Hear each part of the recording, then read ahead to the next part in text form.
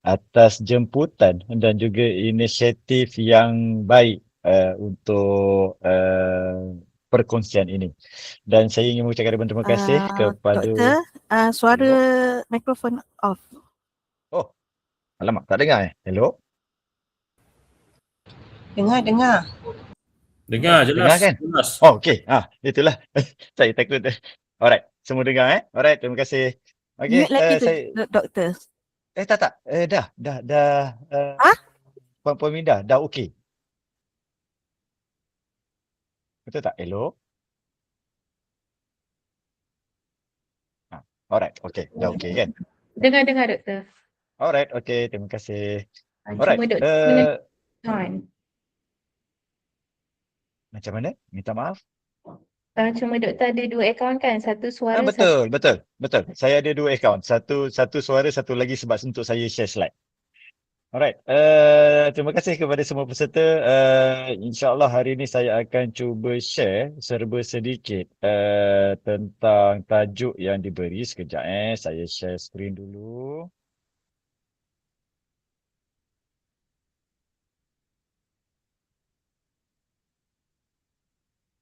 Bagi saya 1 minit sekejap. Alright, hari ini saya akan share tentang jom fahami bil elektrik dan penjimatan melalui teknologi solar PV. Tajuk ni saya pilih kerana saya rasa baru-baru ni ramai orang mula tertanya-tanya kenapa bil elektrik menjadi mahal, sedangkan penggunaan tu lebih kurang sama dan dan juga macam mana sebenarnya solar PV dapat menjimatkan bil elektrik kita. Okay. Cuma macam tadi dimaklumkan oleh saudari pengacara majlis, sekiranya tuan-tuan, puan-puan, adik-adik ada apa-apa soalan tambahan, you all boleh type je dulu di ruangan chat dan insyaAllah saya akan respon selepas ini. Sebab perkongsian saya hari ini lebih general, lebih untuk kita fahami betul-betul sebenarnya tentang kaedah pengiraan bil elektrik itu sendiri dan kita cuba fahami sebenarnya macam mana teknologi solar tersebut berfungsi. Okay. Sebelum tu saya ingin memperkenalkan diri walaupun tadi telah diperkenalkan diri serba sedikit. Nama saya Jasrul Jamani bin Jamian. Boleh panggil saya JJ dan biasanya memang rata-rata yang lain-lain pun memang panggil saya JJ. Merupakan Profesor Madya buat masa ini berada di Universiti Teknologi Malaysia Johor Bahru dan saya mula berkhidmat di sini pada tahun 2008 lagi. Dan pada masa yang sama, saya pun merupakan Director untuk Sustainable and Innovation Engineering Sdn Bhd. Sustainable and Innovation Engineering Sdn Bhd ni merupakan syarikat hiliran UTM yang kami tubuhkan pada tahun 2020. Untuk makluman semua, sebenarnya UTM kalau saya tak silap, roughly sekarang kami ada lebih kurang 26 syarikat hiliran yang di-lead ataupun yang diketuai oleh pensyarah-pensyarah universiti untuk kami komersialkan produk kepada pihak-pihak industri. Dan dari segi professional membership, saya rasa yang lain tu lebih kurang sama, tapi saya banyak terlibat. Saya adalah antara salah seorang off-grid dan juga grid solar PV designer. Untuk adik-adik yang berada di Politeknik dan yang lain-lain, sekiranya adik-adik ingin pergi jauh dalam solar PV, ada satu sijil, ada 2 sijil ni. Kalau tengok dekat sini, ada 2 sijil, SEDA Certified Off-Grid PV Designer dan juga SEDA Certified Grid Connected Photovoltaic Designer merupakan 2 sijil yang sangat-sangat, saya boleh kata sangat mahal lah. Sebabnya mana-mana solar PV yang dibangunkan dan bila nak didaftarkan mesti mendapat pengesahan daripada daripada orang yang mempunyai sijil tersebut. So mana-mana yang berada di institusi pengajian, mungkin sebaik saja adik-adik habis pengajian dan ingin betul-betul mencuburi dalam bidang solar PV, 2 sijil ni antara sijil yang bagi saya kritikal lah untuk diambil supaya kita punya market di industri menjadi lebih tinggi. Okey, selain daripada itu, saya pun banyak terlibat dalam memberi beberapa ceramah dan sebagainya serta banyak memberi penerangan terutamanya tentang kaedah jimat elektrik, penerangan tentang tenaga elektrik dan sebagainya yang mana saya cuba kongsikan hari ini supaya semua dapat faham tentang sebenarnya macam mana elektrik tu dikira, apakah skim terkini dalam kita punya bil elektrik dan juga kalau kita pasang solar, skim macam mana yang kita ada sebenarnya. Alright? So saya pecahkan kepada 3 section. Okey, section pertama, jom kita fahami asas elektrik. Okey, sebabnya bila kita cerita, kita nak kata kita nak jimatkan elektrik. Tapi kalau kita tak faham asas elektrik, so dia jadi susah lah. So, saya akan cuba terangkan menggunakan bahasa layman untuk tuan-tuan, puan-puan, adik-adik dapat fahami asas elektrik tu sendiri. Untuk kita faham, bila kita tengok bil, kita dah tahu dah. Oh, macam ni rupanya penggunaan elektrik kita. Okey. Untuk elektrik, secara umum sebenarnya dia ada 3 parameter yang biasanya kita sebut. Orang orang layman ataupun orang awam biasanya sebut. Yang pertama kita cerita tentang voltan. Yang kedua biasanya orang akan sebut ada current ataupun bahasa Melayu dia arus. Okay. Dan yang ketiga sebenarnya kuasa. Dalam kes ni dia bukan kuasa 3 boy lah. Okay. Tapi dia adalah satu unit yang kita panggil kuasa. So, untuk makluman semua, sebenarnya ketiga-tiga parameter ni dia membawa maksud yang berbeza. Kalau kita cerita tentang voltan, kita kata tentang current ataupun arus, serta kuasa, dia sebenarnya 3 parameter yang totally different. Umpamanya kita tengah cerita apple dengan orange. Kita tengah cerita durian dengan timun. Dia tak boleh kita kata durian tu sama dengan timun. So samalah juga dengan 3 parameter ni, voltan, arus dan kuasa ni merupakan 3 parameter elektrik yang sangat penting untuk kita fahami, namun dia memberi maksud yang berbeza. Sebabnya biasanya kadang-kadang orang tersalah. Dia kata, kuasa peralatan dia 220 volt. Sebab tu bukan kuasa tu. Sebab itu sebenarnya voltan. Okey, saya cuba terangkan apa perbezaan mereka bertiga menggunakan analogi macam piping ni, macam gambar sebelah ni. Sebabnya kalau air ni orang senang nampak, elektrik ni orang memang tak nampak. Yang dia tahu bila dia sentuh dia mati, itu je. Okey, sebab tu kita guna analogi ni supaya tuan-tuan, puan-puan, adik-adik lebih mudah faham tentang 3 parameter ni. Okey, yang pertama voltan. Dalam voltan ni kalau dari segi analogi, tuan-tuan, puan-puan dan juga adik-adik boleh imagine voltan ni umpama tekanan. Katakanlah kita ada satu sistem perpaipan. Kita panggil sistem perpaipan ke? Tak juga macam omboh lebih kurang macam tu lah. Saya tak pasti apa nama sistem ni. Alright. Katakan kita ada satu sistem macam ni yang mana kita boleh tekan and after that air tu mengalir. So, hasil tekanan tersebut bila kita tekan, tekanan tersebut kita panggil sebagai voltan. Sebab voltan ni sebenarnya kalau dalam bahasa manusia, sebab voltan ni bahasa teknikal. Kalau dalam bahasa lebih mudah difahami, dia adalah beza upaya. Beza upaya antara 2 titik, itu kita panggil sebagai voltan. Ataupun analogi dalam gambar ni, kita boleh imagine voltan tu umpamanya macam tekanan. Okay, itu yang pertama. Arus ataupun current dalam bahasa Inggeris dia yang biasa kita sebut tentang ada current. Okey, arus tu pula boleh bayangkan dia macam aliran air ni sendiri. Air ni sendiri kita boleh assume ataupun kita boleh anggap dia sebagai arus elektrik. So, daripada sini kita faham. Katakanlah kalau sistem omboh ni saya tak tekan. Maksudnya tak ada tekanan, kita tak tekan, apa yang akan berlaku pada air? Dia tak mengalir. Betul? So bila kita kenakan tekanan, barulah air ni akan mengalir. So konsep yang sama dalam elektrik, dia mesti kena ada voltan dulu. Bila ada voltan, ada beza upaya antara 2 titik, barulah arus tersebut akan mengalir. Barulah current itu akan mengalir.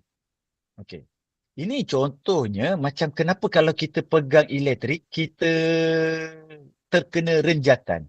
Sebabnya tuan-tuan, puan-puan, adik-adik boleh bayangkan tangan kita pegang elektrik, okey, contoh pegang suis elektrik dan sebagainya, dan kaki kita berpijak pada bumi. Bumi ni dia punya beza upaya dia kosong. So, boleh bayangkan bumi tu beza upaya dia kosong, tangan kita pula sentuh elektrik 220, maka berlaku beza upaya. Kan? Berlaku voltan tu. So, voltan 220, kaki kita kosong, maka arus akan mengalir dari tangan, pergi ke jantung, pergi ke kaki, and after that kita pun dikebumikan.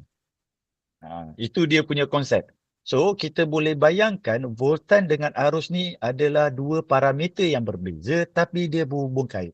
Voltan mesti kena muncul dulu, barulah arus tersebut boleh mengalir. Okey. Itu adalah konsep asas voltan dan arus. So, dia dua benda yang berbeza. Voltan cuma beza upaya, arus itu adalah pergerakan elektrik sendiri. Okay. Now, kita ada term yang ketiga yang kita perlu fahami, iaitu kita panggil dia sebagai kuasa. Okay. Kuasa ni pula, kalau kita tengok daripada gambar analogi ni, tuan-tuan, puan-puan, adik-adik boleh bayangkan, kita kenakan tekanan, arus air ni mengalir, air ni mengalir, dia terkeluar, dan kita faham macam contoh, macam pipe air kita. Kita buka pili, tekanan ada, so dia mengalir, sampai kat hujung dia akan tersembur. Dia akan tersembur keluar, dan kalau kita ada kertas, kita nampak kertas ni akan bergerak. So kertas ni bergerak sebenarnya adalah disebabkan wujudnya daya tersebut. Ataupun wujudnya kerja tersebut. So, daya ataupun kerja tersebut kita panggil sebagai kuasa. Dia mestilah apabila ada voltan, ada arus, barulah boleh ada kuasa. Contohnya, kita tak kenakan tekanan. So, tak ada voltan, arus pun tak boleh mengalir. Bila arus tak boleh mengalir, maka kuasa tu pun tak ada. Ataupun kita kenakan tekanan, tapi air tu tak ada. Maksudnya voltan ada tapi arus tak ada, maka kuasa pun tak ada. So, kombinasi dua-dua ni antara voltan dengan arus, maka wujudnya kuasa. So, daripada situ kita boleh faham definisi tiga benda ni adalah benda yang berbeza. Voltan kita cerita tentang tekanan, arus kita cerita tentang pergerakan air, sedangkan kuasa adalah hasil darab ataupun kita boleh kata the product. Kombinasi mereka berdua akan mewujudkan kuasa. Okay. Now, kita pergi contoh. Beberapa contoh gambar-gambar peralatan elektrik yang ada. So, kalau kita tengok contoh yang ni, kita ada kipas, wall fan. So, dia tunjuk dekat sini, voltage. So, voltage dia bagi tahu, kalau kita tengok tadi, voltage unit dia V. So, dia cakap dekat sini, voltage kita 220 volt. Hingga 240 volt. So ingat, voltage ni bukan kuasa sebab dia cuma voltan. Dia bagi tahu untuk kita pasang kipas ni dia perlukan voltan 220 hingga 240 volt. Tapi berapa kuasa yang dia pakai? Ni yang bawah ni, 55 watt. Kuasa tu yang menentukan kerja yang dia buat. Berapa banyak kerja yang dia buat adalah berdasarkan unit W tu sendiri. So, kita ada voltan, kita ada kuasa. Okay. Cuma dekat sini kita tengok, okay, dekat mana tenaga, tenaga belum ada lagi. Okay, yang tu kita akan hold dulu. Sekarang kita tengah tengok antara voltan dan juga kuasa terlebih dahulu. So, sama juga dengan periuk nasi dekat sini. Contohnya kalau kita tengok, dekat sini adalah voltan, dekat sini adalah kuasa.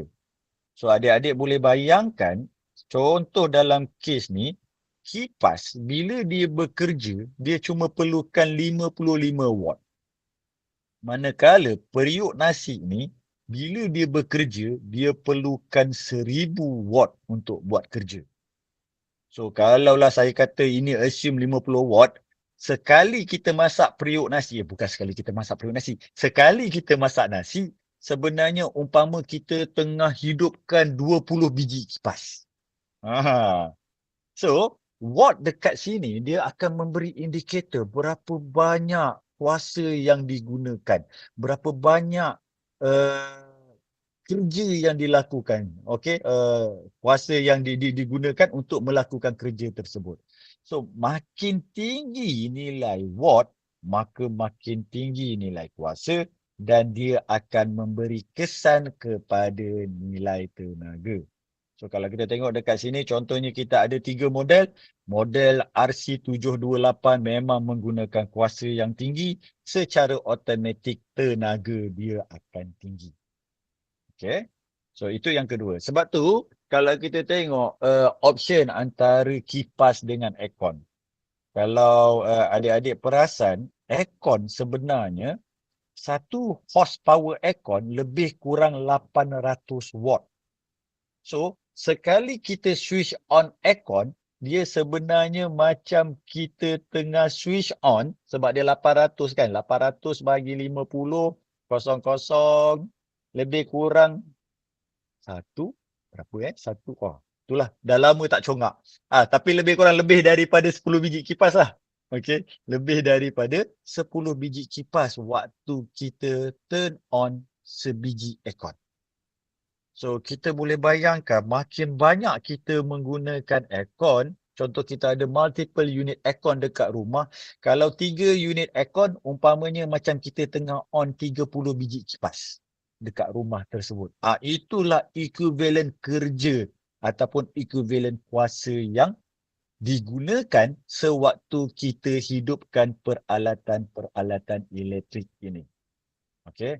So, tak semestinya kalau yang besar tu kuasa dia tinggi, sebab kalau kita tengok macam periuk nasi ni pun tinggi. Antara benda lain, peralatan elektrik lain yang tinggi adalah contoh macam water heater.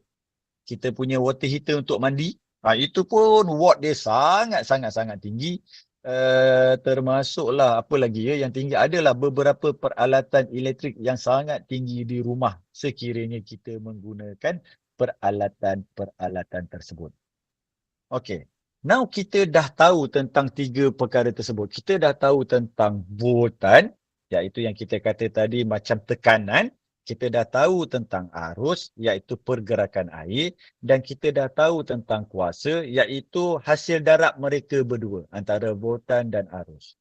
Namun, untuk makluman adik-adik, tuan-tuan, puan-puan, bila kita tengok bil elektrik, kita tak tengok pun 3 parameter tu.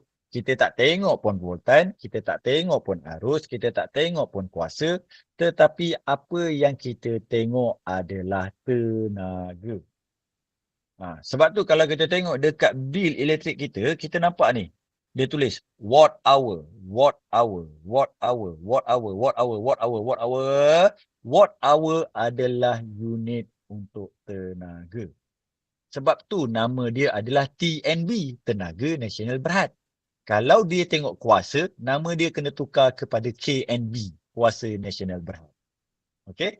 So, dalam kes ni, kenapa utility ataupun kenapa Suruhanjaya Tenaga dan yang lain-lain, mereka melihat kepada tenaga? Kenapa mereka tak lihat kepada arus, kepada voltan contohnya, kepada kuasa, tapi mereka merujuk kepada tenaga. Dan dekat mana tenaga? Sebab dekat sini kita tengok, tak ada pun sebut tenaga. Yang ada voltan, kuasa. Dekat sini pun yang ada voltan, kuasa. So, apa itu tenaga? Sebenarnya, tenaga adalah hasil darab kuasa peralatan kita darabkan dengan masa yang kita gunakan. Sebab tu kalau kita tengok dekat sini, unit dia adalah WH. H ni sebenarnya jam, hour. So, berapa kuasa yang kita pakai, unit dia W, kita darabkan dengan berapa jam kita pakai. Maka datanglah tenaga. Sebab dalam bil elektrik, dianya sentiasa tenaga. So, kalau kita ambil contoh, kita ada 2 bulb. Kita ada 2 lampu macam ni. Satu ni 25 watt kuasa dia. Okay. Maksudnya kalau kita tengok dekat label, waktu kita beli mentol ni dia tulis 25 watt.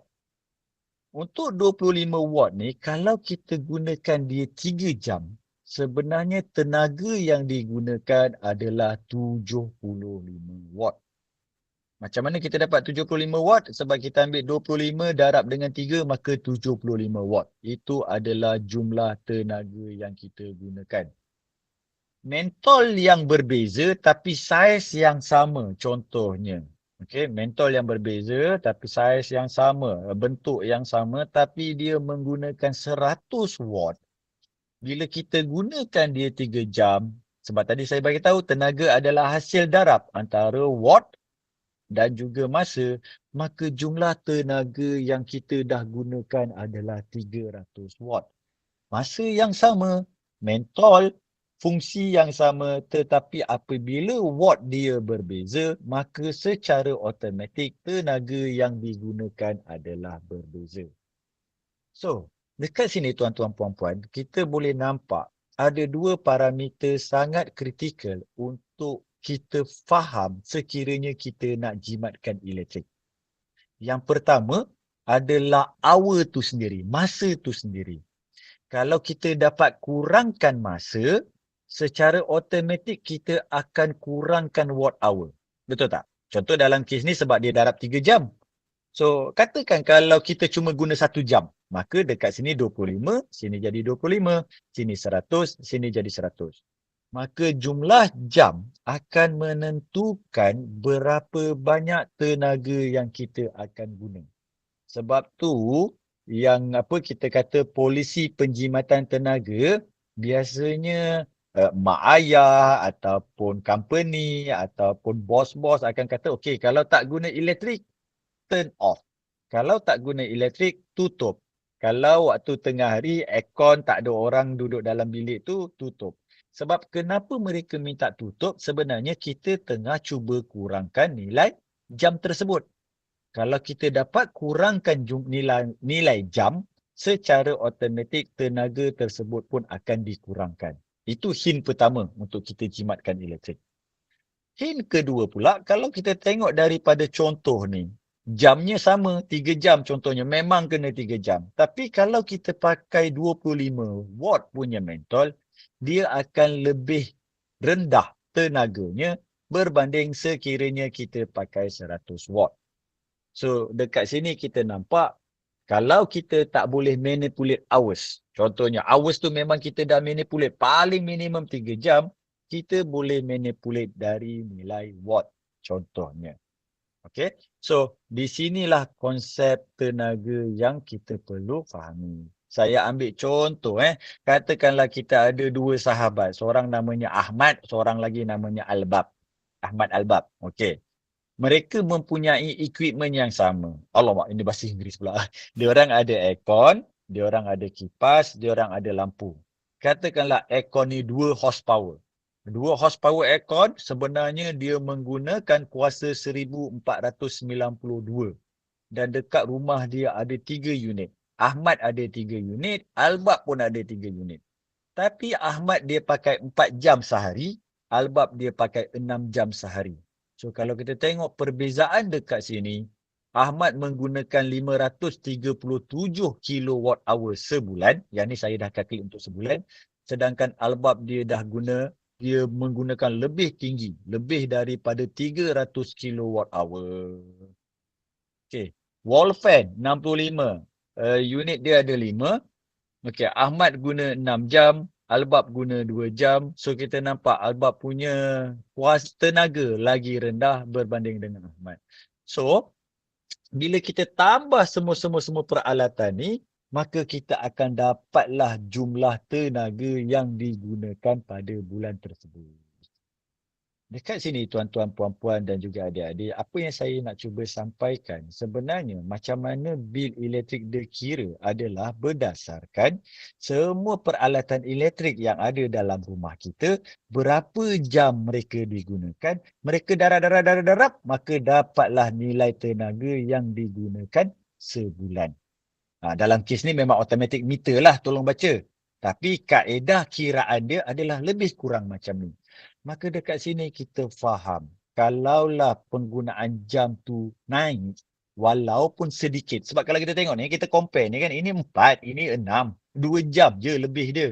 Tapi kalau kita tengok jumlah tenaga yang meningkat sangat-sangat tinggi sebabnya bergantung kepada kuasa yang digunakan.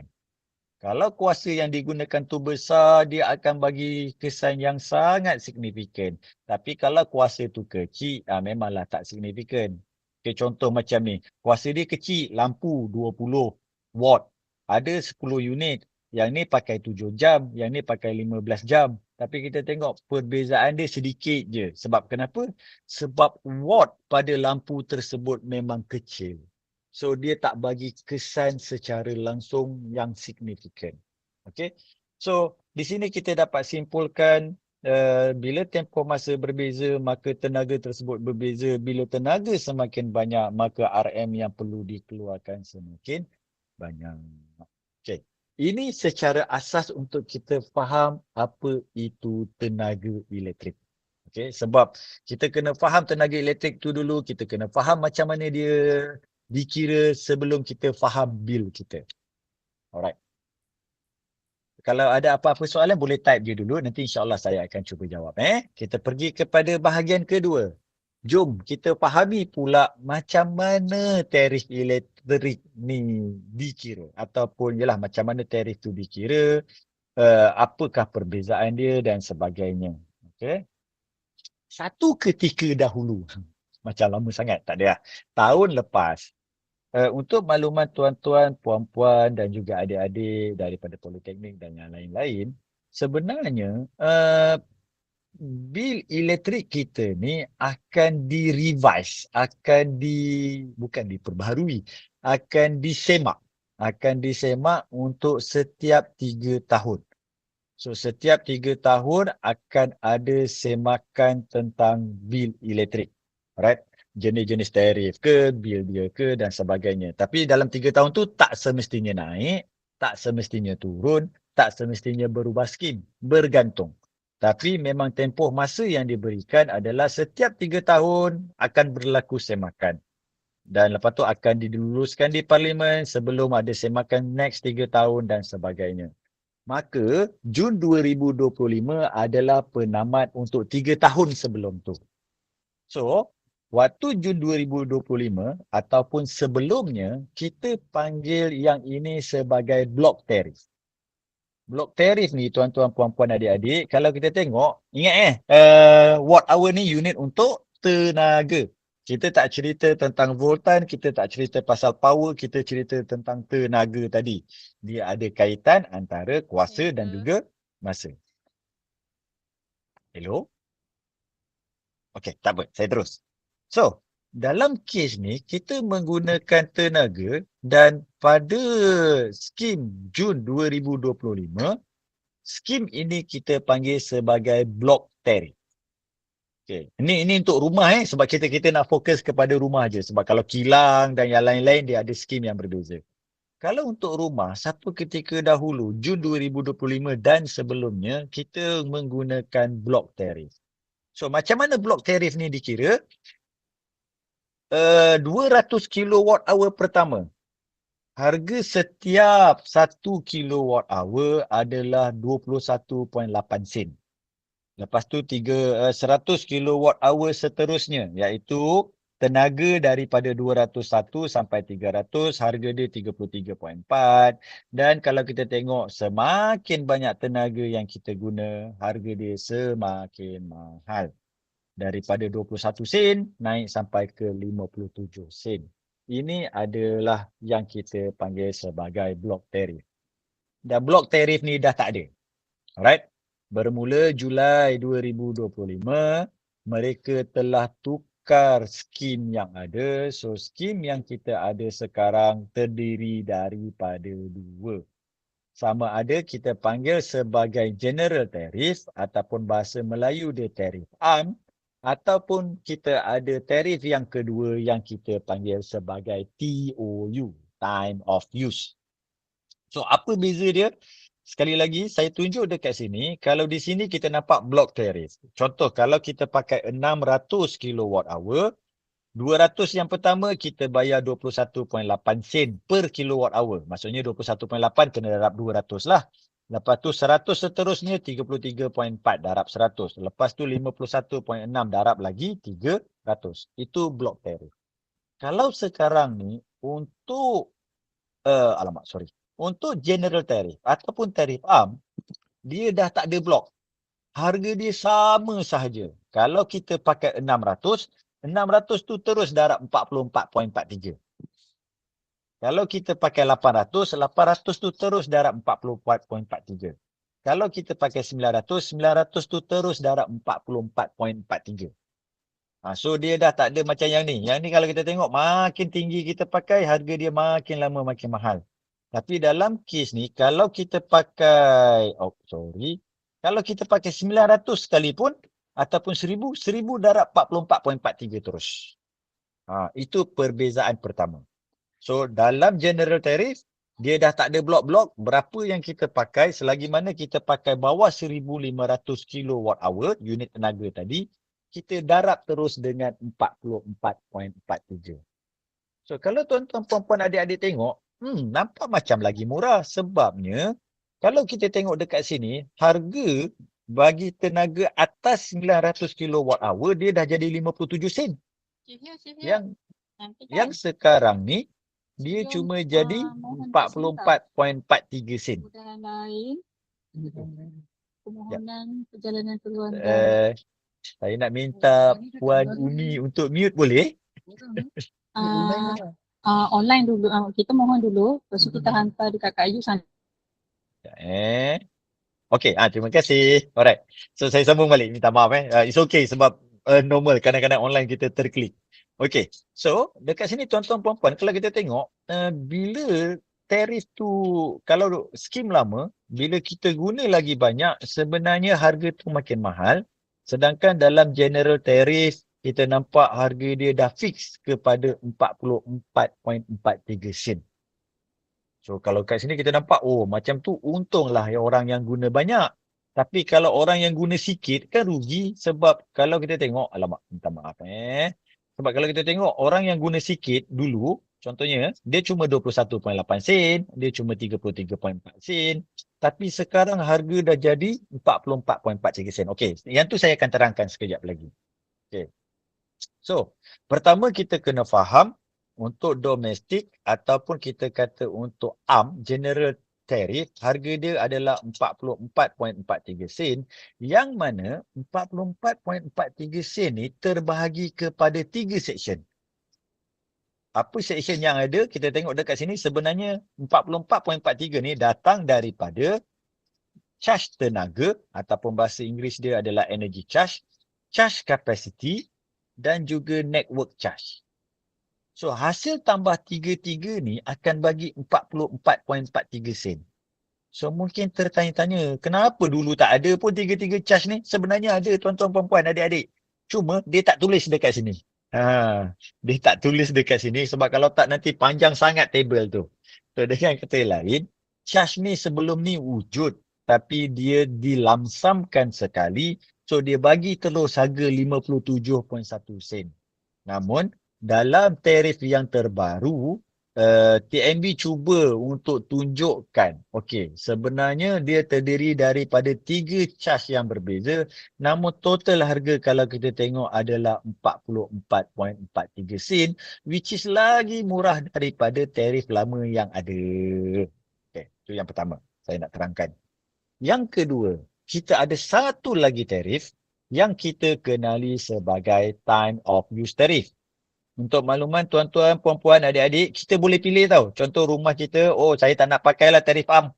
Saya nak pakai time of use tarif. Kita boleh apply kepada TNB dan lepas tu kita akan guna TOU. Okay, now, dekat TOU, apa pula beza dia dengan general? Kalau tadi general tarif adalah 44.43 sen, tak kisahlah kita guna siang ke, kita guna malam ke, kita guna berapa banyak, selagi mana tak lebih 1500 kWh sebulan, whatever nilai yang kita ada, kita darabkan dengan 44.43 sen. Tapi bawah TOU, dia ada sedikit perbezaan. dia ada masa ketika mahal dan juga masa ketika murah. Kalaupun dalam bahasa teknikalnya dia panggil peak period dan juga off peak period. Tapi dalam bahasa manusia, saya boleh kata macam ni, ini adalah tempoh waktu mahal, harga elektrik tu mahal, yang ini adalah tempoh waktu harga elektrik tu murah.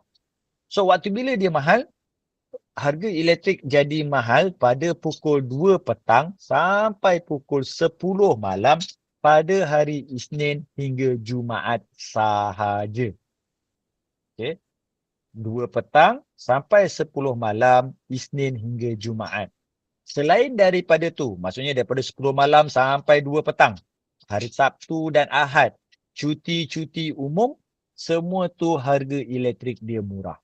So, berapa murah? Jom kita tengok comparison macam ni. Kalau kita tengok dekat sini capacity charge sama 4.55, network charge sama 12.85, tapi dekat energy charge ni berbeza.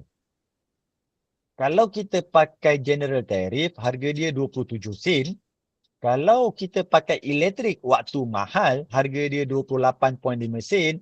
Kalau kita pakai elektrik waktu murah, dia 24.43 sen. So, kalau kita tengok kat sini, kalau bawah TOU, sekiranya kita gunakan elektrik tu banyak waktu murah, harga kita akan lagi murah daripada atas lah. Sebab yang atas 27 sen per kilowatt hour.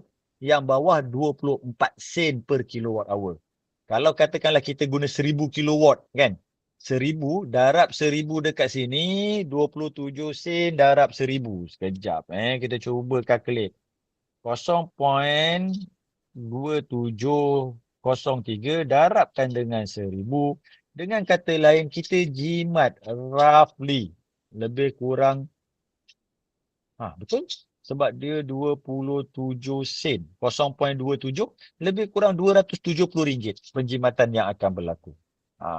Tapi kalau kita banyak elektrik, kita guna elektrik tu banyak pada waktu mahal, dia akan jadi lagi mahal. So, untuk kita bergerak kepada TOU, tuan-tuan, puan-puan, adik-adik kena belajar untuk manage energy. Kena belajar untuk menggunakan tenaga elektrik pada waktu-waktu tertentu. Waktu mahal, jangan guna elektrik. Waktu murah, guna elektrik dengan lebih banyak. Contohnya, bila kita nak basuh baju dan sebagainya, kita basuhlah baju pada waktu malam ataupun waktu pagi sebelum kita pergi kerja. Kalau kita nak keringkan baju, keringkanlah baju pada waktu malam lepas pukul 10 malam ataupun waktu pagi waktu keringkan sebelum pergi kerja. Ataupun kalau kita ada kereta elektrik, kita chargelah kereta elektrik pada waktu tengah malam. Janganlah charge elektrik pada waktu daripada pukul 2 petang hingga 10 malam. So dekat situ ada satu term yang kita panggil sebagai energy management. Kita manage, kita uruskan tenaga kita supaya penggunaan tu banyak pada waktu murah berbanding pada waktu malam. So dua-dua ni adalah option. Tuan-tuan, puan-puan, adik-adik. Kita boleh pilih. Kalau kita malas saya malas lah nak manage energy. Ambil je lah general tariff. Dan masih kita nampak dia jauh lebih murah daripada tarif yang lama. Okey, berbalik kepada soalan saya tadi. Kat sini 44.43 sen.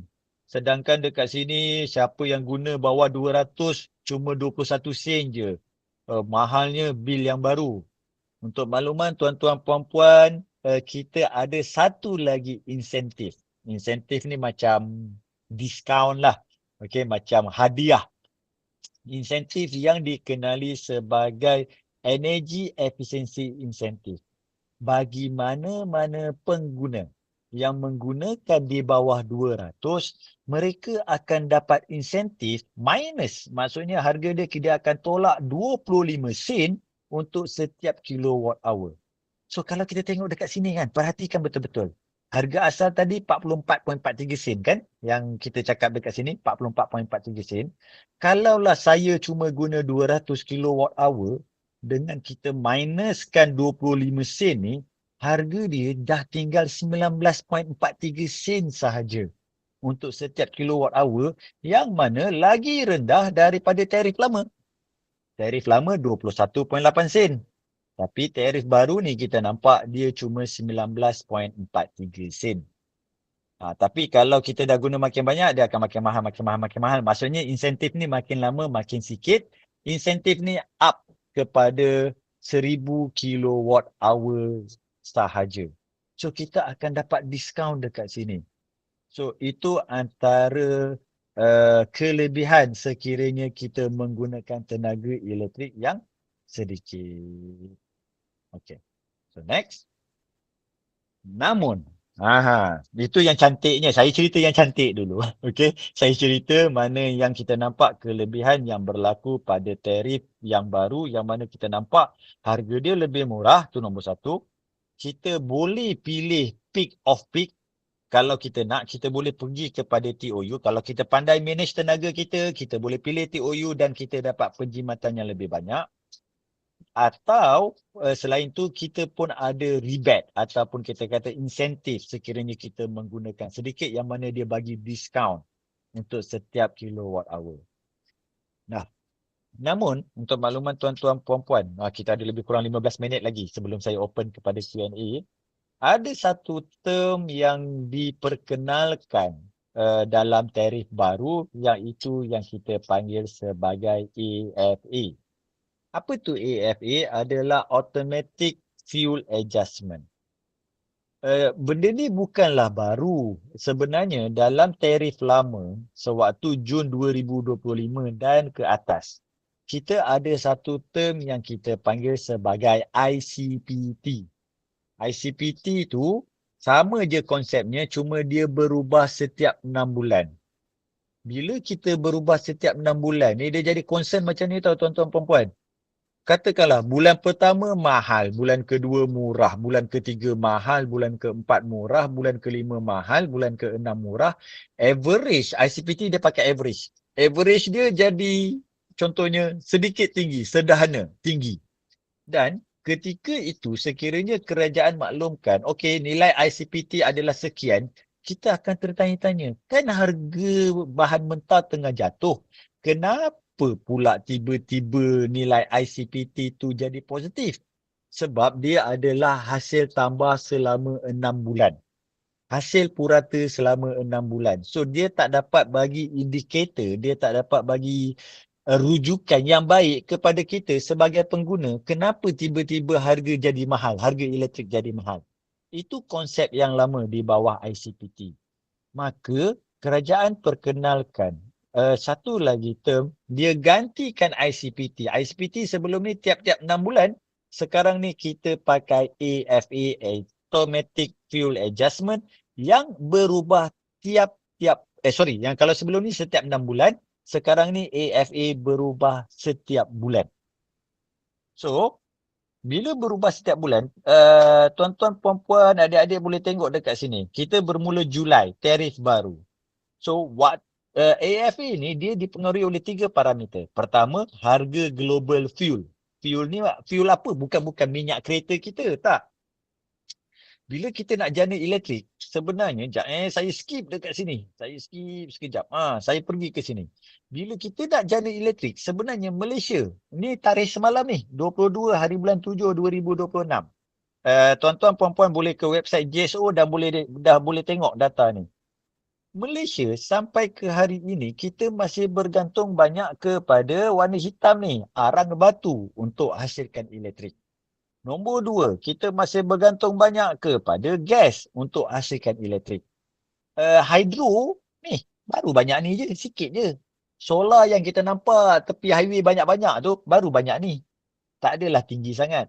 So kalau kita tengok daripada graf ni, kita tahu okey, untuk kita dapat guna elektrik yang kita dapat pakai sekarang ni dekat rumah, sebenarnya kita banyak menggunakan arang batu untuk menghasilkan elektrik. Kita banyak menggunakan gas untuk hasilkan elektrik.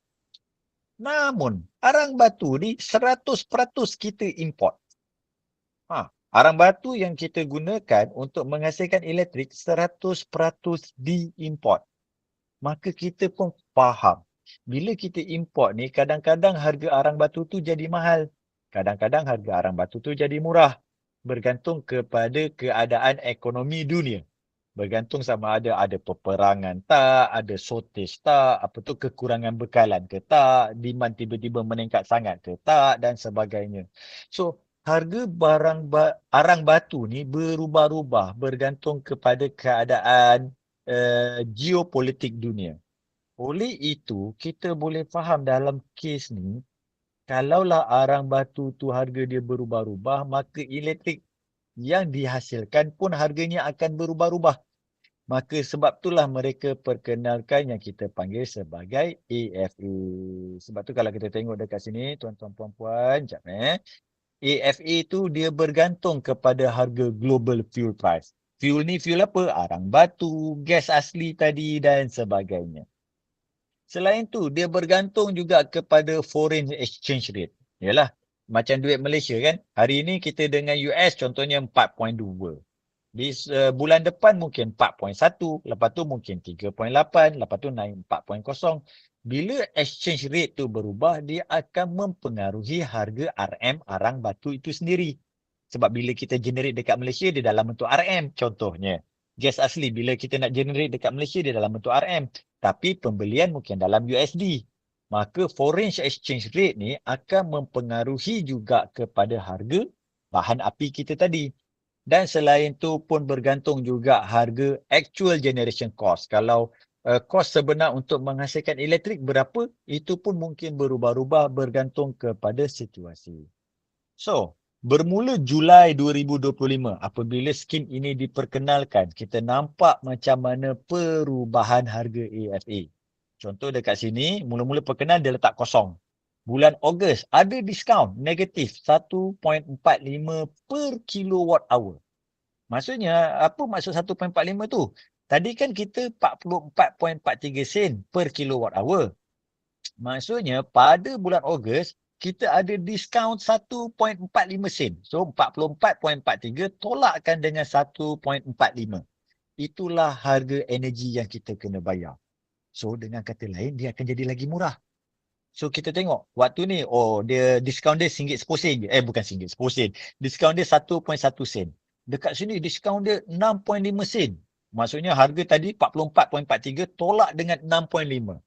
Lepas tu waktu November diskaun lagi banyak 8.9 sen. Lepas tu naik 6.42 sen, diskaun lagi 4.99 sen, masih diskaun. So dekat sini tuan-tuan, kita nampak sekiranya waktu global fuel price tu rendah, waktu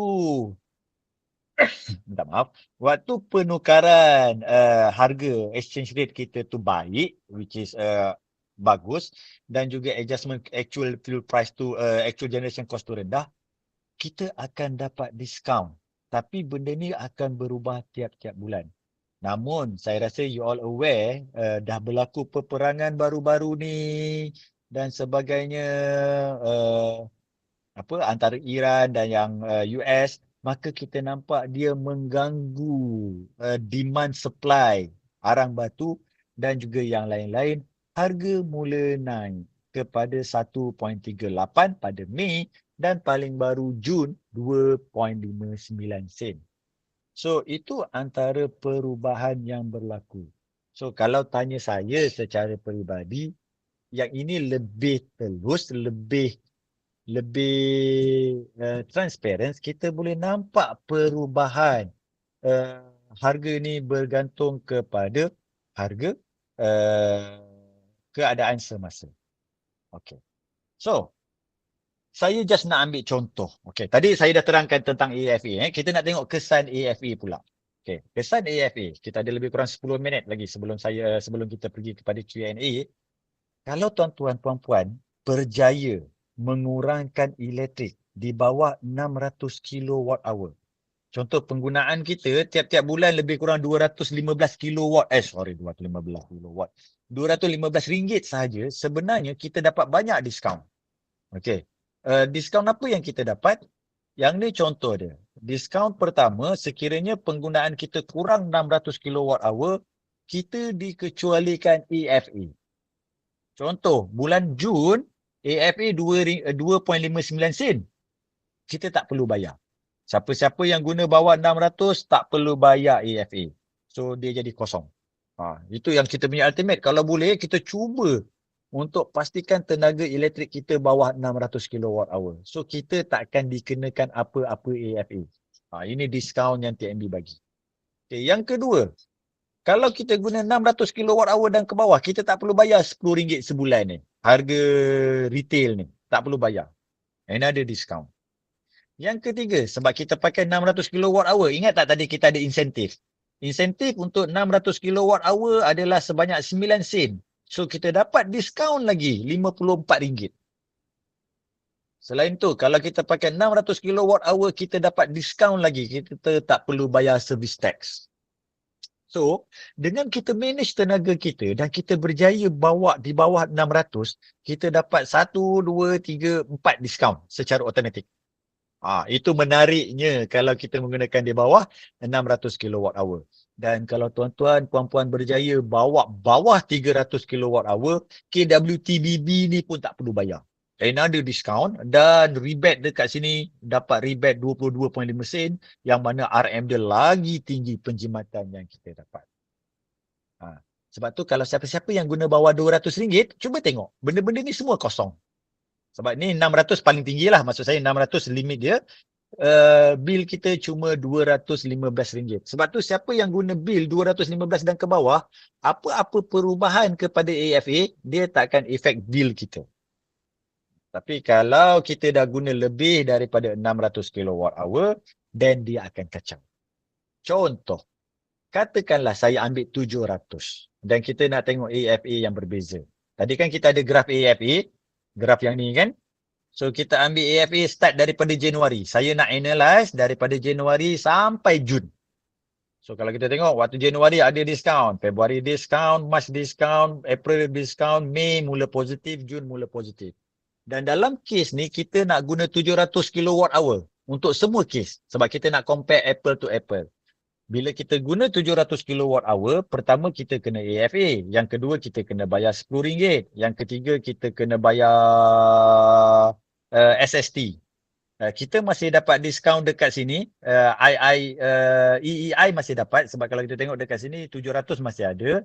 So kita nak cuba compare. Kalau kita kekalkan 700 kWh tapi AFA ni berbeza, apa kesan dia? Contoh, Januari, kalau kita tengok dekat graf tadi adalah negatif 0.0499 ataupun 4.99 sen, jumlah bil kita 256. Tapi bila Februari, AFA tu meningkat sikit, diskaun tu sikit, maka kita jadi 271. Sedangkan 700 kWh masih sama. Mac, penggunaan masih sama, 700. Tapi disebabkan AFA tu 20, dia punya diskaun sikit lagi. Dia dah meningkat lagi 275. April makin sikit AFA disebabkan apa kita panggil geopolitik punya keadaan. So kita nampak dia dah naik jadi 287. Daripada 256, dia naik 287. Kenapa 256 ni murah? Sebab sebenarnya dia ada diskaun. Diskaun disebabkan apa? Tadi kita kata harga bahan api murah, keadaan ekonomi conversion duit murah ataupun baik, dan dia memberi diskaun kepada kita. Okay. And after that, kalau kita tengok, katakan Jun, Mei meningkat. Dia jadi positif. So dia jadi 300 dan kalau waktu Jun meningkat, dia jadi 309. So daripada sini, tuan-tuan puan-puan boleh nampak, walaupun jumlah tenaga yang sama 700 kWh, tapi kita nampak RM tu berbeza-beza, hampir RM50 naik disebabkan oleh AFA yang berubah. Okey, so yang ni saya dah sentuh tadi. Dan last daripada saya, sebelum kita pergi kepada Q&A tentang solar PV dan skim yang ada sekarang. So saya rasa yang ni semua orang aware.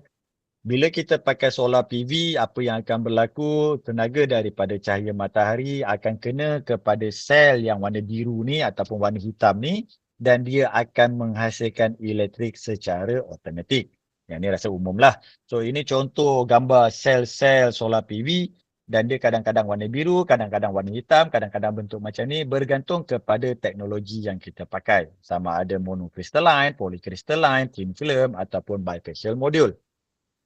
Cuma satu je saya nak tekan dekat sini bagi tuan-tuan, puan-puan yang pakai solar PV. Sebab kalau macam saya terangkan tadi, sel inilah yang menghasilkan elektrik apabila dia kena cahaya matahari. Maka tuan-tuan, puan-puan kena pastikan sel ini tidak kotor.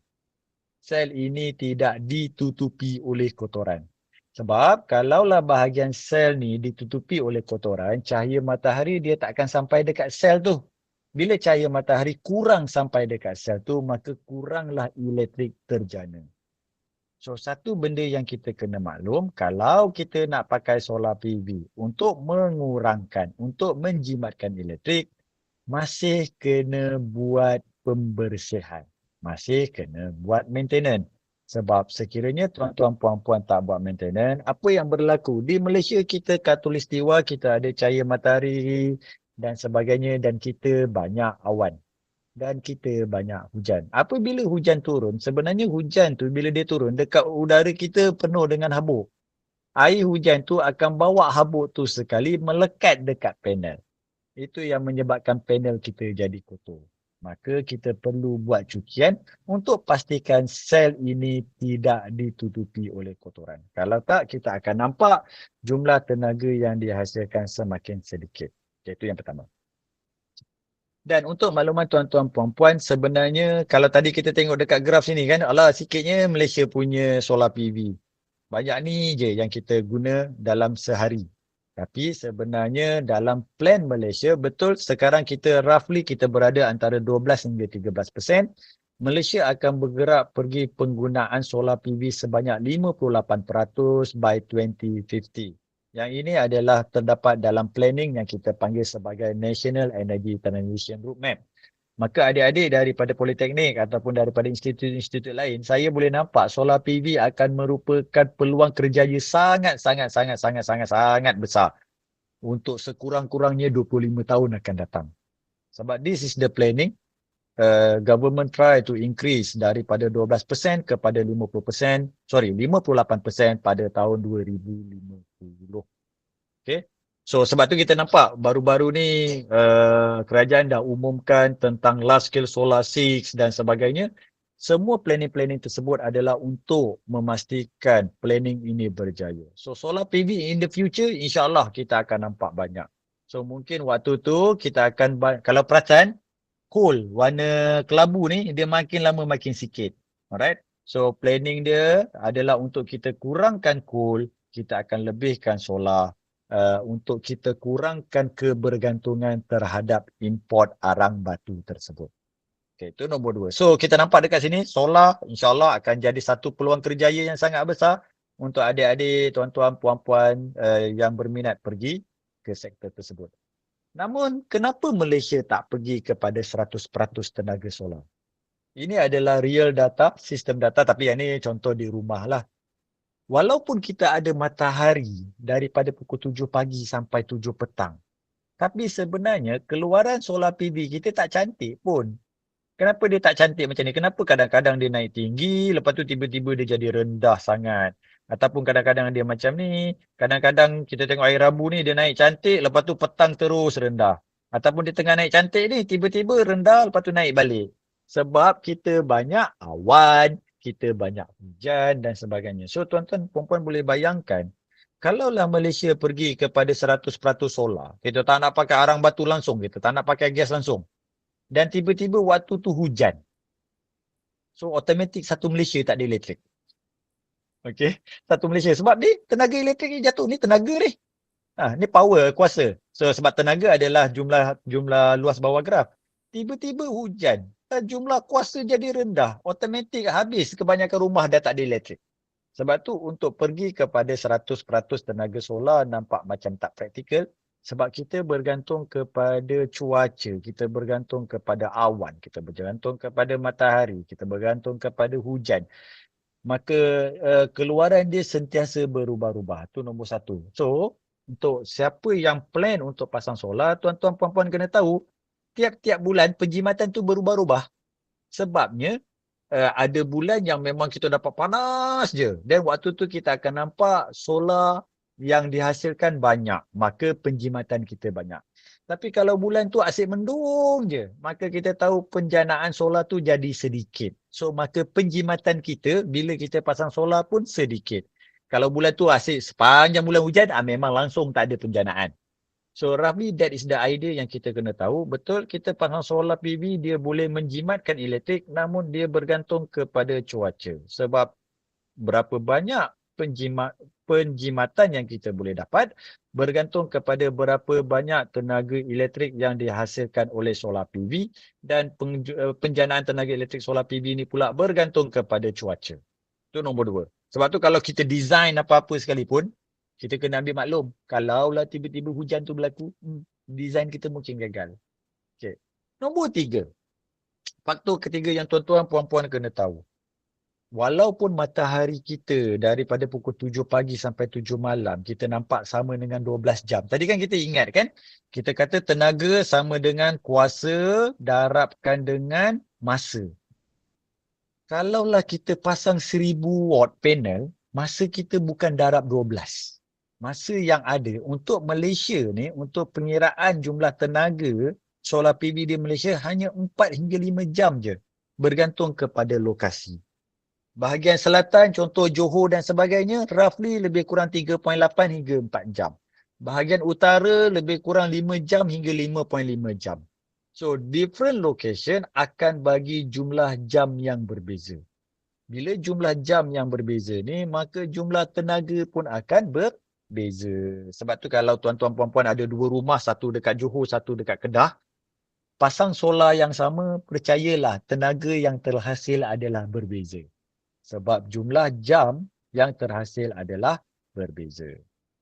Okay, now saya nak cerita pula macam mana skim solar ni berfungsi. Sekarang ni, skim solar sekarang dikenali sebagai atap. Macam mana dia berfungsi? Supaya saya boleh terangkan, supaya tuan-tuan puan-puan boleh dapat kefahaman yang lebih jelas. Katakanlah ini solar panel, lepas tu ni rumah, lepas tu kita ada TNB contohnya. Okay. Meter, bila tuan-tuan puan-puan pasang solar, berdaftar dengan SEDA, berdaftar dengan TNB, automatic TNB akan tukar meter yang kita panggil sebagai smart meter. Apa smart meter ni buat? Dia akan kira berapa jumlah tenaga solar yang kita hasilkan pergi ke TNB dan berapa banyak yang kita pakai. Sebab tu mereka memang kena tukar kepada meter yang baru ni, kita panggil sebagai smart meter, untuk mereka kira jumlah masuk dan jumlah keluar. Saya nak ambil contoh very simple. Katakanlah kita pasang solar 7 kilowatt peak. 7 kilowatt ni maksudnya 7,000 lah. Okay, 7,000 watt. Dan kita kata jam tadi adalah 4 jam. So dalam sehari sebenarnya kita boleh buat 7 darab 4. Kita akan menghasilkan 28 kilowatt hour. Ini adalah jumlah tenaga yang kita akan hasilkan. Namun kita tertanya-tanya apa yang berlaku kalau waktu tengah hari solar terhasil. Solar ada, matahari ada, solar menghasilkan elektrik tapi tak ada orang dekat rumah. So bila tak ada orang dekat rumah, jumlah tenaga yang terhasil tersebut akan dihantar ke TNB. Itu skim sekarang. Maksudnya whatever tenaga yang terhasil daripada solar panel, dia akan hantar kepada TNB. Kita tak jual, kita tak pakai istilah jual. Okay, kita hantar je dulu. Dengan kata lain, TNB bantu tolong simpankan. Lepas tu bila kita balik waktu petang, waktu malam, kita guna elektrik, kita akan guna balik tenaga elektrik tersebut. Itu konsep elektrik secara umum. Maka kalau kita ada 28 kilowatt, waktu pagi tu memang kita off segala-galanya, maka 28 kilowatt lah yang dia akan hantar ke TNB. Bila kita balik malam, 28 kilowatt ni lah kita akan guna semula. Okay. Tu konsep asas dia. So sebab tu dia akan jadi automatik. So tak adalah isu, oh kalau solar tak ada, kalau tiba-tiba hujan, dan macam mana rumah ni dapat elektrik? Dia akan automatik. Sebab meter kita ni akan berfungsi secara automatik. Okay, now kita nak tengok contoh skim atap. Apa skim atap? Skim yang terbaru yang mana tuan-tuan puan-puan sekiranya nak pakai solar PV untuk menjimatkan elektrik, nama skim tersebut adalah skim atap. So dalam skim atap, dia baru je bermula Januari 2026 dan tak ada tempoh, maksudnya boleh apply bila-bila masa. Dan kita boleh pakai sama ada untuk domestic arm tadi, Yang siapa-siapa yang pilih domestic arm pun boleh pasang solar. Siapa-siapa yang pakai TOU yang harga berubah-ubah tadi pun boleh pakai solar. Dua-dua boleh. So terpulang. You all nak pakai solar, sama ada you all domestic arm ataupun TOU, boleh pasang solar tersebut. Itu yang dia cakap. Cuma dekat sini dalam skim atap bagi tahu, kalaulah kita pasang rumah kita satu fasa, yang kita boleh pasang lebih kurang 5 kilowatt. Tapi ni adalah 5 kilowatt AC ataupun boleh 7 kilowatt peak tadi. Okay. Cuma satu je saya nak tekankan. Ada dua benda yang saya nak tekankan. Yang pertama, kalau tadi kan kita hantar ke TNB. Lepas tu bila kita guna balik, sebenarnya bila kita guna tu, RM yang kita dapat hanyalah kadar cas tenaga. Saya cuba terangkan sekejap lagi slowly supaya semua boleh faham. Dan yang proses kita hantar ke TNB, kita ambil balik dan sebagainya, hanya valid untuk 10 tahun. Lepas 10 tahun, tuan-tuan puan-puan tak boleh hantar ke TNB lagi dah. Okay. Dua perkara ni penting. Dan yang ketiga, ini pun penting juga untuk skim atap. Katakanlah kita hantar ke TNB 1000 kilowatt hour. Yang kita guna balik 800. Kalau ikutkan kita ada baki lagi 200, betul? 200 kilowatt hour. 200 kilowatt hour tu burn bila kita masuk bulan baru. So dengan kata lain, kalau ada lebihan, jangan pasang terlampau besar lah. Sebab kalau ada lebihan terlampau banyak, dia tak dibawa ke bulan depan. Maksudnya 200 ni dia tak bawa ke bulan depan. Dia akan hangus terus. So, jumlah yang kita ekspor dan jumlah yang kita import, kalau ada lebihan pada bulan tersebut, dia akan burn. Tapi kalau hari, yes. Contohnya hari ni ada lebih 200, kita bawa ke besok. Lepas tu besok kita dah guna-guna, ada lebih 100, kita boleh bawa lagi ke besok. Tapi kalau sampai ujung bulan, kita ada lebih lagi 200 tu burn. Dia tak akan bawa ke bulan baru. So, tiga parameter ni merupakan parameter yang penting yang tuan-tuan puan-puan perlu maklum sekiranya tuan-tuan puan-puan nak persang solar PV untuk penjimatan elektrik. Okay. Dan kita nak ambil contoh dalam kes ni. Katakanlah saya pasang solar PV. Total tadi kita dah kira 28. Daripada 28 kilowatt hour ni, 20% saya guna terus. Kenapa 20% saya guna terus? Contohlah dalam kes ni sebab saya bekerja. Isteri bekerja, anak-anak pergi sekolah. So pagi tak ada orang. So bila pagi tak ada orang, yang ada peti ais, kowe dan juga beberapa peralatan elektrik yang lain. Komputer contohnya yang kita run 24 jam. So dalam kes tu, peralatan-peralatan ini menggunakan 20% sahaja tenaga daripada 28 kilowatt hour. Selebihnya kita guna bila kita dah balik kerja. Kita dah balik kerja, lepas tu baru kita guna. So dengan kata lain, untuk kita faham konsep ni, apa-apa tenaga elektrik solar yang dihasilkan, 20% terus guna, 80% dia eksport dulu, lepas tu 80% ni kita guna balik pada waktu malam. So, macam mana kesan dia terhadap penjimatan bil kita? Ini kita nak kaji. Kalau kita guna terus 20%, sebenarnya penjimatan kita adalah berdasarkan 44.43 sen. So, kita dapat jimat RM74. Yang 80% kita ekspor tadi, kita hantar ke TNB, bila kita pakai balik, penjimatan kita cuma 27.03 sen sahaja. Sekejap. Nak minta Encik Zul mute boleh? Encik Zul, nak minta bantuan mute ataupun Uristi boleh mute kan sekejap. Alright, terima kasih. So dalam kes ni, 80% yang kita guna sebab kita dah hantar ke TNB kan. Bila kita guna balik, kita cuma dapat penjimatan 27 sen sahaja. Bukan lagi 44.43 sen. Sebab tu dalam kes ni, kalau kita pasang solar dalam skim atap, kalau 20% je yang kita guna, 80% tu kita hantar ke TNB dan kita ambil balik, penjimatan kita cuma 181 dan jumlah penjimatan pada bulan tersebut sebanyak RM256. So kalau bil kita sebelum ni RM300, lepas kita pasang solar, kita tinggal bayar RM44 sahaja. Tapi kalaulah 50% tu kita terus guna, 50% sahaja kita eksport ke TNB, jumlah penjimatan kita meningkat kepada jumlah penjimatan RM300. Kalau tadi 256, sekarang kita jimat 300.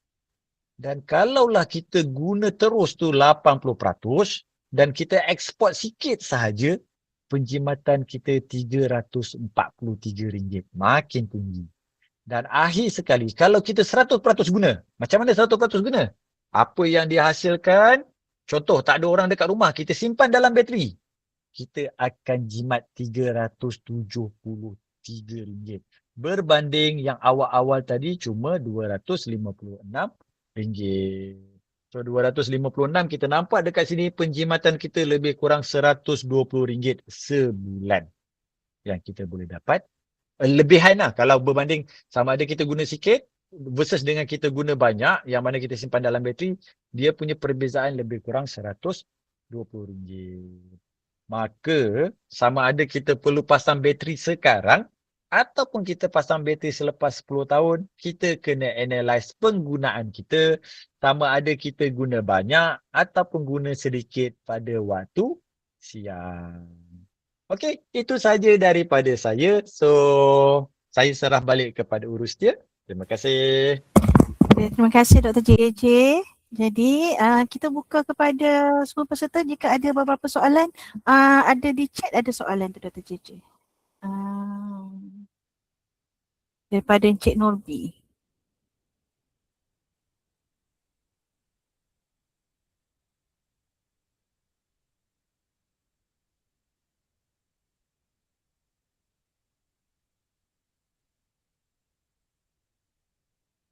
Doktor, suara doktor tak dengar.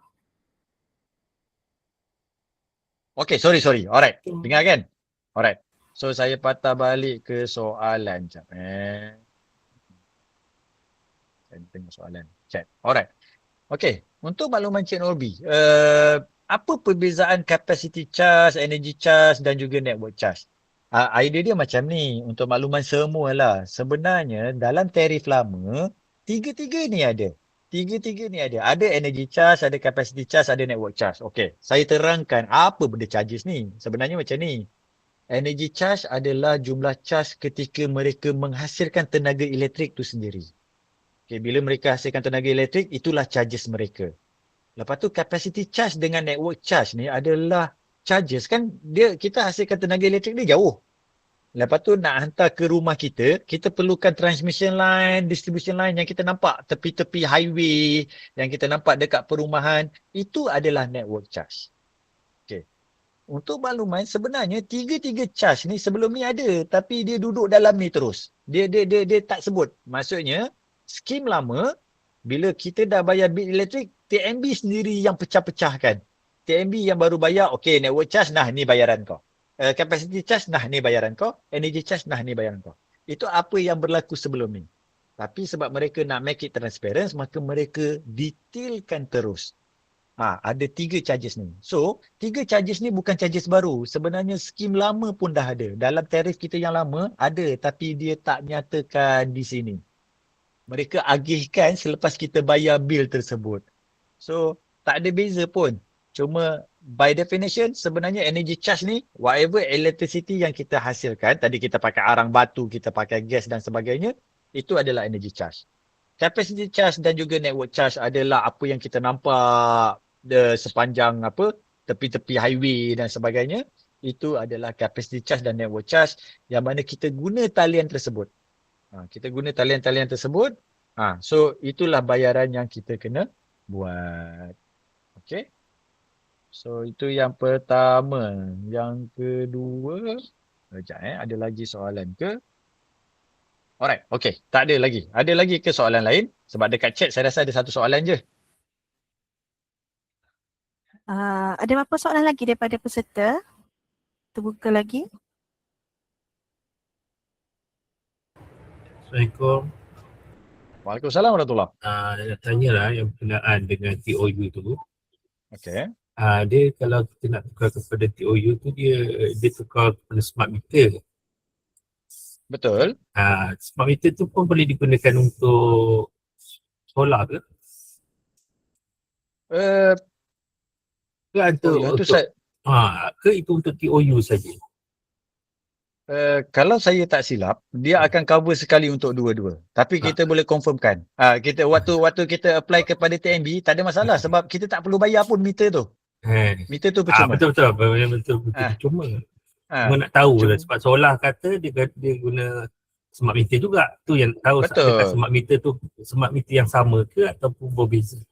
Berkemungkinan sama. Saya jangka sama. Sebab dalam smart meter tu dia boleh baca import export, yang ini pula dia akan baca masa. Berkemungkinan sama. Okey. Lepas tu lagi satu, yang pasal TOU tu memang dia akan ikut rate puncak dengan puncak lah. Betul. Tapi untuk satu ahad tu dia 24 hours lah. Dan juga Betul. cuti umum. Dan juga cuti umum. Yelah. Okey. Maksudnya, waktu cuti umum, waktu Sabtu, waktu Ahad, harga 24 jam 24 sen sahaja. 24.43 sen dia per ikut dia kilowatt hour. yang rendah lah. Yang rendah. So, dia jauh lebih murah lah. So, dengan kata lain, untuk makluman tuan-tuan, puan-puan dan juga semua, kalaulah kita biasanya weekdays tak ada kat rumah, weekend yang kita ada, then TOU antara option yang baik. Sebab waktu cuti umum apa semua, harga dia murah berbanding dengan general tariff ataupun tarif am. Tapi yang saya tengok sekarang, kalau sistem perumahan baru, dia automatik guna smart meter ke? Kebanyakannya ya. Kebanyakan perumahan baru mereka dah tukar terus smart meter. Jadi yang smart meter tu tak spesifiknya dia guna TOU ataupun tarif lain? Sebab smart meter boleh dua-dua tarif. Tujuan dia supaya dia tak perlu tukar meter lah. Sebab kita sebagai pengguna, contohnya kita pakai general tariff, lepas tu kita tak seronok general, kita tukar TOU, lepas tu kita tak seronok TOU, kita boleh tukar balik general tariff, tak ada masalah. Itu kalau guna smart meter lah Jadi betul. Okey, terima kasih. Okey, sama-sama. Assalamualaikum Prof JJ. Waalaikumsalam. Okey. Mengapakah Malaysia masih menggunakan arang batu dan gas sebagai sumber utama untuk penjanaan elektrik sedangkan ia mencemarkan alam sekitar? Apakah perancangan negara kita untuk mengurangkan kebergantungan kepada arang batu dan gas ni? Okey, terima kasih soalan yang cantik. Kita patah balik kepada graf ni. Betul, sekarang ni kalau kita tengok Malaysia masih banyak bergantung kepada arang batu dan juga gas. Warna hitam ni adalah arang batu, warna biru ni adalah gas. Solar kita baru roughly 12 hingga 13%. Namun sebenarnya di bawah NETR, di bawah National Energy Transition Roadmap, ini sekarang kita dekat sini. Roughly 12 hingga 13%. 2026 kita dah cecah. Memang kita on track. Dan di bawah NETR, solar PV ni akan bergerak kepada 58% by 2050. That is the planning. Sebab tu kita nampak banyak projek-projek large scale solar dan sebagainya telah diumumkan. Malah saya jangka sebelum 2030 mungkin kita cecah 25%. Namun, kenapa Malaysia tak nak pergi kepada 100%? Macam saya cakap tadi, keluaran solar sentiasa berubah-ubah. Tuan-tuan puan-puan boleh bayangkan, sebenarnya kalau 58% ni pun kita akan pening kepala. Engineer dalam power system, dia tahulah ada teknologi yang kita panggil BESS dan sebagainya wajib masuk. Sebab kenapa? Kalau kita ada 58% tenaga solar dan tiba-tiba tengah hari tu satu Malaysia hujan, 58% tenaga kita hilang. So siapa nak backup 58% tu?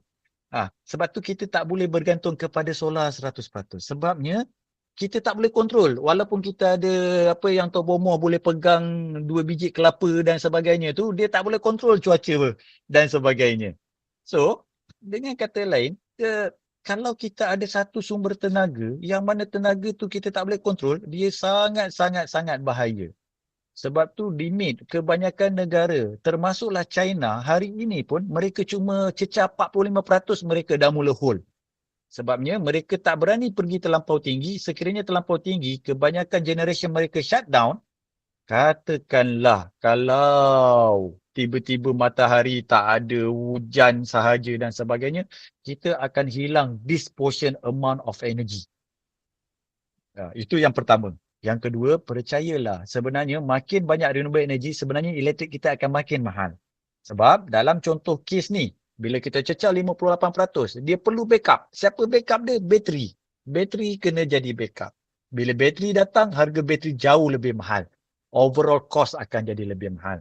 Tapi berbalik kepada soalan Dr. Samsul tadi. Yes, Malaysia memang pergi kepada solar yang banyak dan kalau kita tengok kita plan, kita plan untuk kita kurangkan ataupun kita habiskan coal ni supaya dia pergi kepada 0%, kita akan banyak bergantung kepada gas sebab gas lebih rendah CO2 emissionnya berbanding dengan coal. Tapi untuk kita pergi renewable energy 100% is not visible solution. Dia akan memberi kesan kepada daily operation kita. Okay, terima kasih. Terima kasih Prof. Assalamualaikum Doktor. Waalaikumsalam. Saya Azhar ni. Saya pengguna NEM, solar NEM. Alright. Okay. So adakah dengan atap ni dia akan gunakan collection ikut atap ataupun maintain dengan NEM? Nombor dua, dari segi TOU, adakah TOU bagus? Adakah bila pada waktu harga rendah, so solar generation pun akan pakai rate rendah juga? Okay. Terima kasih Encik Azhar. Encik Azhar, saya pun pengguna NEM, saya NEM 2.0. Kita tak berubah. Sebab bila kita daftar di bawah NEM, kita akan ikat kontrak selama 10 tahun. Sebarang perubahan polisi, dia tidak akan mempengaruhi kepada kontrak sedia ada kita. So, Encik Azhar, kita yang pasang solar waktu NEM sebenarnya jauh lebih untung. Sebab tadi ingat tak, saya bagi tahu dalam kes ni, kes solar tadi kan, kalau kita tengok calculation, waktu kita eksport, kita guna terus 44.43 sen. Waktu kita import balik 0.27. Tapi kalau siapa guna NEM, dekat sini 0.4443, dekat sini pun 0.4443. So NEM punya skim jauh lebih menguntungkan. Itu nombor satu. Nombor dua, berkenaan dengan soalan Cik Azhar tadi, so dia berbalik kepada tadilah sebab kita bukan energy charges. Kita akan dapat full charges. So dengan kata lain, NEM calculation dia berbeza. Kita lebih untung pada siapa yang NEM dulu. Cuma NEM pun sama jugalah. Lepas 10 tahun kita dah tak boleh eksport dan kita kena ada bateri. Okay, terima kasih Cik Azhar. Doktor, Ya saya. okey, ada soalan daripada student MRSM Bentuk. Okey, sila. Sekejap. Saya ialah dalam yang National Energy Transition Roadmap tu kan. Okey. Antara kita punya alternative of clean energy ialah solar dengan hydro kan. Betul. Tapi kalau kita dengan negara lain, antara alternatif dia ialah tenaga nuklear. Kenapa Malaysia macam tak ada Tenaga nuklear. untuk kira ke nuklear, walaupun nuklear dia ialah satu tenaga yang bersih dan menghasilkan output yang tinggi. Alright, terima kasih adik daripada MRSM Bentong. Soalan yang cantik. Saya akan cuba respon soalan ni dengan cara yang menarik. Yang pertama untuk makluman semua, tuan-tuan, puan-puan, adik-adik semua, Energy Transition Roadmap ni adalah dikeluarkan dokumennya pada tahun 2023. PMX announce pada Ogos, kalau saya tak silap, Ogos 2023, this is Malaysia planning. Namun dalam bajet yang terkini, pembentangan bajet awal tahun ke, kalau saya tak silap hari itu, government pun announce sekali lagi, Malaysia akan bergerak kepada tenaga nuklear. So, saya jangka mapping NETR ni akan berubah apabila nuklear masuk. So, sebenarnya untuk makluman adik-adik daripada MRSM, sebenarnya kita akan bergerak kepada nuklear tak lama lagi. Telah ada inisiatif daripada kerajaan mengumumkan tenaga nuklear akan diimplementkan dalam bajet baru-baru ni. Cuma dia dalam fasa yang agak panjang lah, bukanlah dalam setahun dua ni. Sebab mereka akan menjalankan studi dan sebagainya sebelum implementation sebenar. Tapi yes, Malaysia bergerak ke arah tersebut. Dan kalau betul Malaysia bergerak ke arah tersebut, maka planning ni akan berubah. Mungkin 58% daripada solar PV ni akan berubah dan yang lain-lain pun akan berubah kerana kita akan bergantung kepada nuklear. Namun satu benda yang kita kena faham, di peringkat perspektif manusia. Dia betul, dari segi engineering point of view, dari segi teknologi point of view, kita tak nafikan nuclear is the best. Sebab dia adalah clean energy, dia ada tenaga, energy content ataupun tenaga terpendam yang sangat-sangat banyak. Jauh lebih tinggi daripada tenaga-tenaga lain.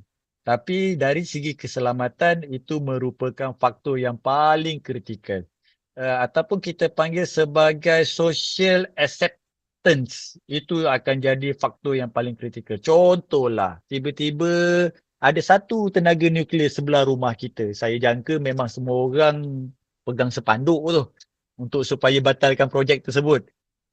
Walaupun sebenarnya tenaga nuklear selamat yang mana bukanlah baru, banyak negara dah pakai, namun sekiranya berlaku kemalangan, dia akan memberi kesan yang signifikan. Itu antara benda-benda yang sekarang kerajaan tengah cuba kaji untuk pastikan minimization of the impact, terutamanya kepada social impact, supaya orang boleh terima teknologi tersebut. Okay? Assalamualaikum Ustaz. Waalaikumsalam warahmatullahi. Saya tanya, kalau saya nak pasang atap, tapi consumption malam saya 30% pagi, 70% malam, berbaloi ke nak pasang solar with battery? Kita kena recalculate. Dengan kata lain Puan Ain, the best thing adalah kita nak tahu berapa harga bateri. Contoh dalam slide ni kan, kita tengoklah. Kalau katakan kita pergi 80, kita pakai solar 20% je waktu siang, selebihnya kita pakai waktu malam, penjimatan kita 256. Lepas tu katakan kalau kita pakai bateri, penjimatan kita sebenarnya 373. So dalam kes ni kita nak kena tahu harga bateri tersebut, perbezaan penjimatan ni versus dengan harga bateri, berapa lama bateri punya warranty, berapa lama jangka hayat bateri, daripada situ baru kita boleh decide. So kita kena buat apa? Payback period lah. Ataupun kita kena buat perbandingan untuk kita lihat sama ada penjimatan tu berbaloi ataupun tidak.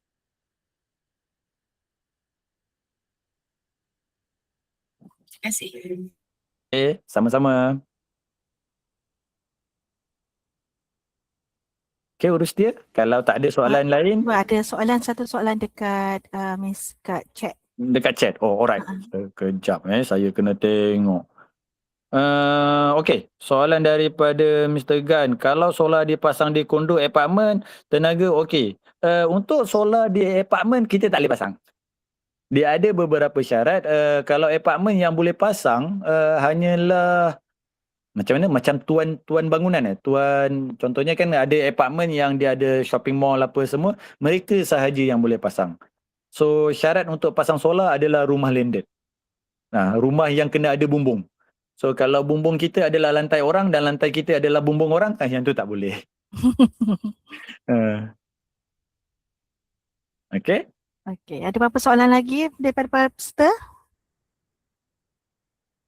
Tu ada lagi Cik Gan tanya landed atau landed atau commercial building. Commercial building boleh, rumah landed boleh, rumah teres biasa boleh.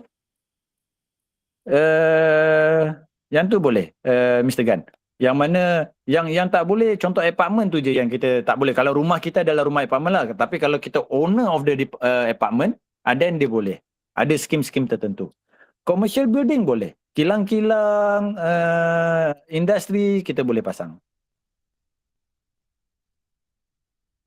Okey, saya rasa tak ada lagi soalan ya daripada peserta.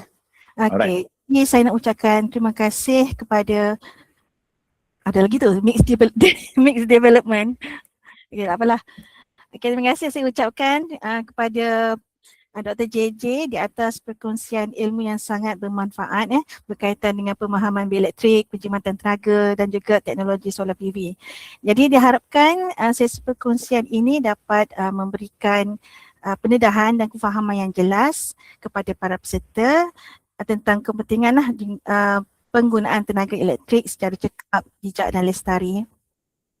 Tidak lupa juga saya nak ucapkan terima kasih kepada semua peserta yang telah meluangkan masa dalam bersama-sama dalam webinar pada pagi ini. Sebelum program berakhir, para peserta dimohon untuk melengkapkan penilaian khusus di portal NTW dan juga di laman web EPSH sebab peserta akan menerima 2 sijil daripada NTW dan juga daripada Politeknik Mersing Johor. Melalui pautan yang telah saya berikan di ruangan chat dan juga di grup WhatsApp kita lah. Dan pengisian penilaian ni penting untuk tujuan rekod penyertaan dan juga maklum balas program serta penjanaan sijil khusus. Okey, sebelum dengan ini berakhirlah webinar program khas NTW 2026. Saya mewakili pihak penganjur merakamkan setinggi-tinggi penghargaan kepada penceramah Dr. JJ, Rusiti dan juga semua peserta di atas komitmen yang diberikan. Dan kami juga memohon maaf sekiranya terdapat sebarang kekurangan sepanjang program berlangsung. Sekian, terima kasih. Sebelum tu boleh tak kalau kita semua on camera untuk saya ambil gambar? Untuk kenangan. Minta semua onkan.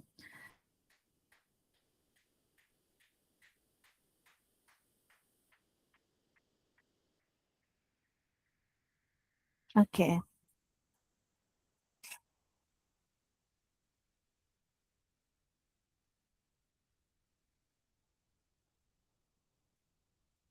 Okay, 1, 2, 3.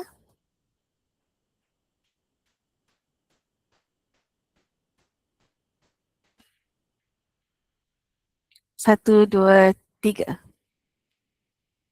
Okay, terima kasih semua kepada penceramah dan juga para peserta. Sekian, terima kasih. Assalamualaikum warahmatullahi wabarakatuh dan salam sejahtera. Waalaikumsalam warahmatullahi wabarakatuh. Terima kasih semua. InsyaAllah jumpa lagi dalam sesi-sesi akan datang. Dr. JJ lupa nak tanya. Boleh ke share slide? Sebab ada peserta bertanya. Boleh, insyaAllah. Sebab memang ada pun cikgu-cikgu yang tanya apa ni, video ni, rakaman ni. Nanti kalau boleh urus dia share, nanti kita PM tepi nanti. Okey, boleh. Terima kasih Doktor. Okey, sama. Assalamualaikum. Waalaikumsalam.